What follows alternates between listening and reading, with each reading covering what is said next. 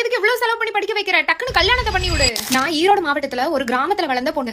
12வது முடிச்சிட்டு நீட் எக்ஸாமுக்கு ஒரு வருஷம் ப்ரிப்பேர் பண்ணேன். என்னால 380 மார்க் தான் எடுக்க முடிஞ்சு. மார்க் கம்மியானதுனால எங்க அப்பா வெளிநாடு அனுப்பி படிக்க வைக்கிறேன்னு சொன்னதுக்கு நிறைய பேர் என்ன சொன்னாங்கன்னா, ஏதோ ஒரு டிகிரி படிக்க வச்சுட்டு நல்ல இடமா கட்டி கொடுத்துட்டுன்னு சொன்னாங்க. சிலர் என்ன சொன்னாங்கன்னா, படிக்க வைக்கிறதுல காசை போட்டனா அப்புறம் பின்னாடி புலம்ப வேண்டியதான், அது வெளிநாடெல்லாம் போய் டாக்டர் ஆகுறதுனா வந்துட்டு ஏதோ பரீட்சையெல்லாம் வந்து பாஸ் ஆக வேணுமாமா, அந்த பரீட்சையெல்லாம் பாஸ் ஆகலைன்னா இந்தியாவில் வந்து டாக்டரா வேலை செய்ய முடியாது, கொஞ்சம் யோசி, முட்டாள்தனமா எந்த முடிவும் எடுக்காதெல்லாம் கூட சொன்னாங்க. அப்ப எங்க அப்பா சொன்ன ஒரு வார்த்தை அது இன்னும் என் மைண்ட்ல இருக்கு. அந்த காசுல நல்ல டாக்டர் மாப்பிளையா பார்த்து 50 சவரன் 100 சவரன் போட்டு கட்டி கொடுக்கறதுக்கு என் பிள்ளைய படிக்க வைக்கிறதுல செலவு பண்றதுல எனக்கு தப்பே இல்ல. இந்த காசு நகை எல்லாத்தையும் விட என் பிள்ளைய படிக்க வைக்கிற இந்த படிப்பு காலத்துக்கும் அவளுக்கு உதவும்னு சொன்னாரு. அது இல்லாம அந்த படிப்பு தர மரியாதைய தைரியத்தை யாருனாலையும் எவனாலையும் என் பிள்ளைக்கு கொடுக்க முடியாதுன்னு சொன்னாரு. எனக்கு அதுக்கப்புறம் எங்க அப்பாவை இவங்க முன்னாடி தலைக்குனிய வச்சிடக்கூடாது அப்படிங்கிறதுக்காகவே ரொம்ப கஷ்டப்பட்டு படிச்சேன். அவங்க எல்லாரும் எந்த எக்ஸாம வந்து ரொம்ப கஷ்டம் படிக்கவே முடியாதுன்னு சொன்னாங்களோ அந்த எக்ஸாம நான் இந்தியா வந்த உடனே 45 நாள் டக்குன்னு ஒரு கோச்சிங் கிளாஸ்ல சேர்ந்து 45 நாள் என்னோட ஃபுல் எஃபர்ட் போட்டு நான் படிச்சு ஃபர்ஸ்ட் அட்டெம்ப்ட்லயே நல்ல ஸ்கோர் எடுத்து கிளியர் பண்ணி காட்டினேன். இந்த வீடியோ பார்த்துட்டு இருக்கவங்க நீட் எக்ஸாம்ல உங்களோட மேக்ஸிமம் எஃபர்ட் போட்டீங்க, என்னால இதுக்கு மேல முடியல, எனக்கு வேற ஆப்ஷனா நான் வந்து MBBS அப்ராட் தான் நான் வச்சிருக்கேன். அப்பா வந்து ஹீரோ அப்படின்னு சொல்லுவாங்க. ஆனா என்ன பொறுத்த அளவுக்கு எங்க அப்பா வந்து எனக்கு